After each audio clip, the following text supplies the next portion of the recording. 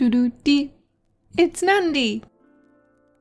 Hello friends, the good news continues this patch. As you've maybe already learned, Snowprint are now allowing us, as creators, to make content about characters earlier during the live ops cycle than they traditionally have in the past. So today I get to showcase the Broadside Machine of War. I don't need to ramble on too much, you know what to expect from these showcases, so let's just jump straight in. Aun'shi is an XV-88 battlesuit, more commonly known as a Broadside Battlesuit. Tabletop players will recognise him as one of the most iconic units from the Tau Empire. For the uninitiated, the Broadside is a heavy weapon wielding battlesuit, typically filling an anti-tank role on the battlefield. Snowprint have managed to capture some of that essence in translating this unit into their game. I couldn't resist taking a photo and uploading my own battlesuit here for comparison, commissioned by Siege Studios. True to form, the art department have excelled in translating the model to game. Machines of War only have a primary and secondary ability. The primary ability for Aun'shi is Heavy Rail Rifle. There are two halves to this ability. Firstly, against units, this marks an enemy and then does a large amount of pierce damage at the start of Aun'shi's next turn. Damage dealt is additively increased by 75% against big targets and vehicles, and I'll touch on this math later on. The rail rifle damage is also reduced by 30% for each hex that the target has moved since initially being marked. The second half of this ability relates to machines of war. The Broadside can fire its rail rifle against enemy machines of war, nullifying the enemy's secondary ability for a turn, and having a percentage chance of nullifying the enemy primary for a turn as well. This chance scales upwards, starting at 25% at level 1 and maxing out at 75% at level 50. The secondary ability is called Twin Smart Missile System. This targets an enemy on the battlefield, and then every enemy on the battlefield that already is affected by Marker Light takes blast damage. After dealing blast damage, Marker Light is applied to the original target for 2 rounds. Before we move on, just a reminder that neither abilities can be modified by attacker benefits, so they don't benefit from other skills and abilities, including the Tau faction trait of Marker Light. We can start by looking at gameplay footage for the primary ability, Rail Rifle. Here, the Broadside marks a target, and at the start of Aun'shi's next turn, damage is dealt. As we cycle through these clips, you can see how the damage decreases as the target moves, and after the target moves a total of 4 hexes, the rail rifle misses altogether.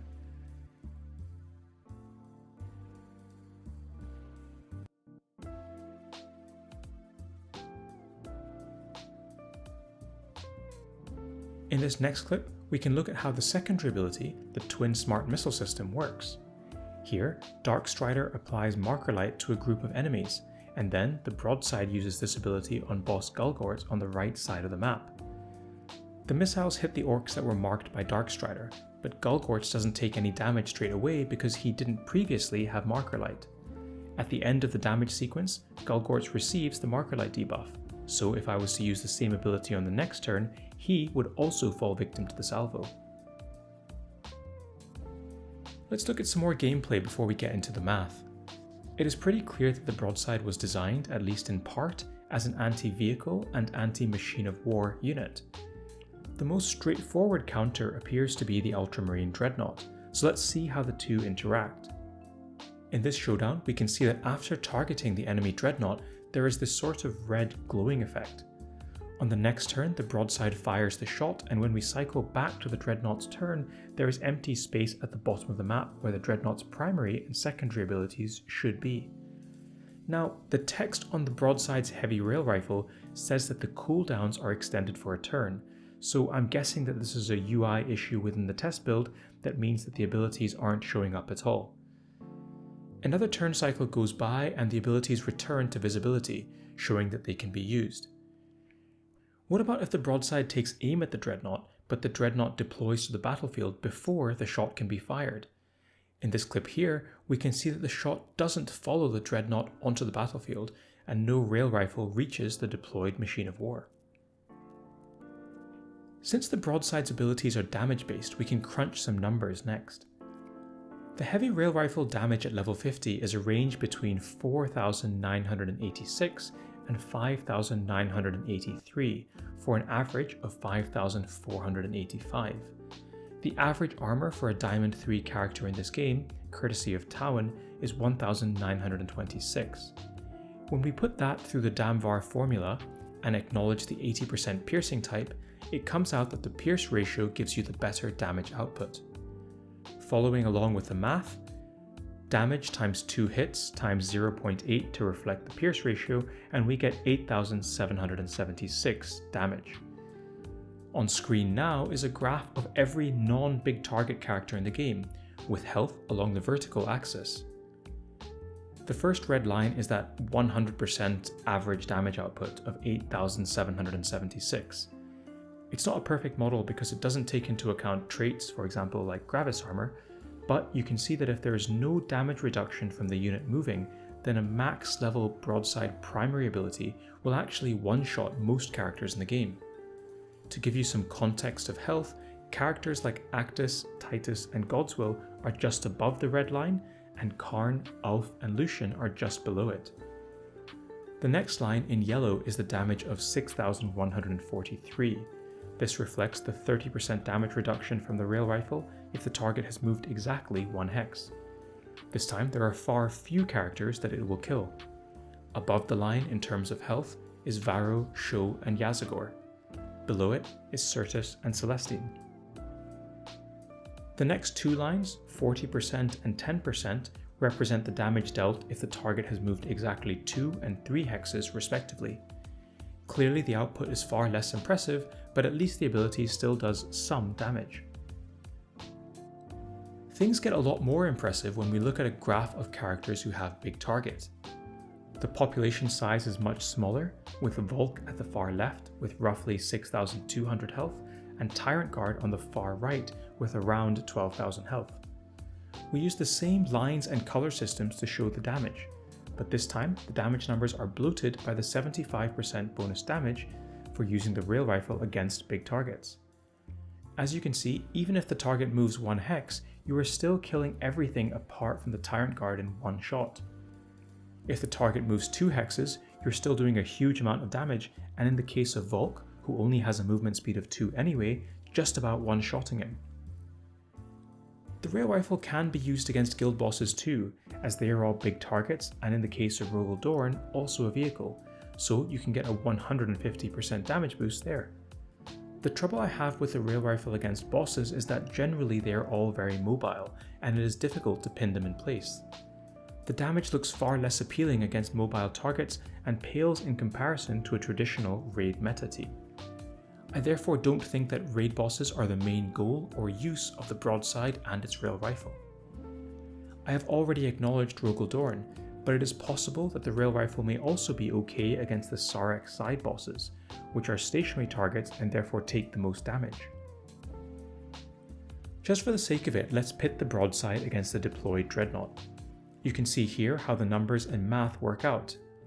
At max stats, plus 150% bonus damage for fighting against a vehicle and big target, the broadside would be expected to do just under 22,000 damage with 1 activation of rail rifle. That comfortably destroys a max health Dreadnought, and I guess in future if we were ever to come up against more static vehicles, it's pretty easy to see how the broadside will really shine. We've spent a lot of time on the rail rifle. What about the smart missile system? The blast damage type has 15% pierce, which means that against equally leveled targets, i.e. Diamond 3 enemies, you are only going to be using its pierce ratio as damage.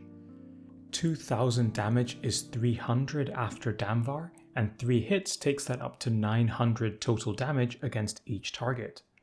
Not an unreasonable amount, but nothing too impressive either. The trouble is that this secondary ability relies heavily on Marker Light, and there are only 2 units in the game currently able to apply that debuff, Darkstrider and Sho.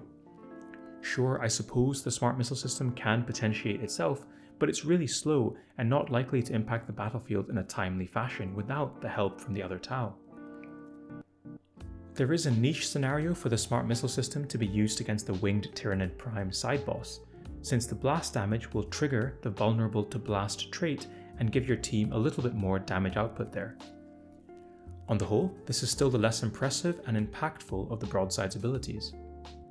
Having talked through the kit and showcased his abilities, here is a summary slide for the Broadside at various cutoffs. Feel free to pause or screenshot if you'd like. On screen here, the character is summarized in my usual infographic style. That leads us to consider where the Broadside might shine and how to get the best use out of it. In the lore, the Broadside is an anti-tank or anti-vehicle character. At the moment, there aren't enough vehicles in Tacticus to assess whether or not the Broadside fulfills this role particularly well. The anti-machine of war role is one that I personally am not convinced by. The Broadside shuts down enemy machine of war secondary abilities at the cost of 1 munition per turn, but secondary abilities are generally not even that impactful, and it seems like an expensive use of munitions to achieve a low yield effect. Being able to shut off a primary is potentially more exciting, but there is randomness to that, capping out at 75%.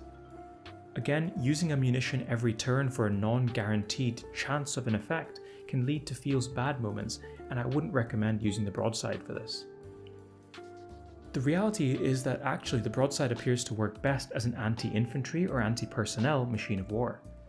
The trick, I think, will be manipulating the enemy AI into moving 0, 1 or 2 hexes in order to actually deal a reasonable amount of damage to them.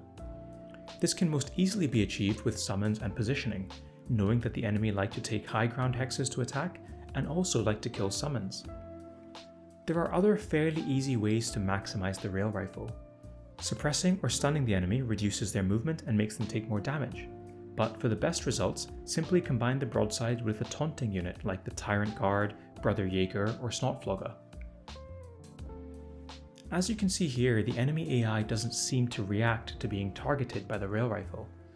I've scaled this down to ability level 1 just for demonstration purposes. The enemies continue their attacks and behaviors against your units, not necessarily making it a priority to move as much as possible to reduce the incoming rail rifle damage. The smart missile system is relatively unexciting. I'm not convinced by its use in PvP due to how slow it is to get going, but I suppose it might see some play in a Tau-specific tournament arena team, where Dark Strider and Show can give you a platform for extra damage. In the end, I think the Broadside is a reasonably cool unit that will be best in player versus player modes. We might see its stock rise in the future with more vehicles, but for now I am not convinced by its anti-machine of war and anti-vehicle uses. Before I sign off, a quick nod to the new Tau NPC that we will see this patch. The Tau Firewarrior has been introduced as one of the enemies that you will fight in the incursion track for the Broadside. On screen you can see how the armoured Tau units look when standing next to one another. The Firewarrior looks pretty similar to Show. On its unit card we are familiar with everything that the Firewarrior has and does. It has close combat weakness, overwatch and suppression. You'll also note that it has 3 range on its ranged attack, and I think fighting into a lot of these with 3 range, overwatch and suppression is going to be a pain. I'll maybe sign off there. Thank you as usual to my Patreons who have given me the platform to continue making this type of content. If you are in a position to support me and my work, I'd love it if you could check it out. If not, I've left my refer a friend code here on screen. If you are a newer player, you can enter it and earn yourself 100 Blackstone. It is single use though, so choose who you support carefully. Bye for now. Doo-doo-dee. It's Nandi!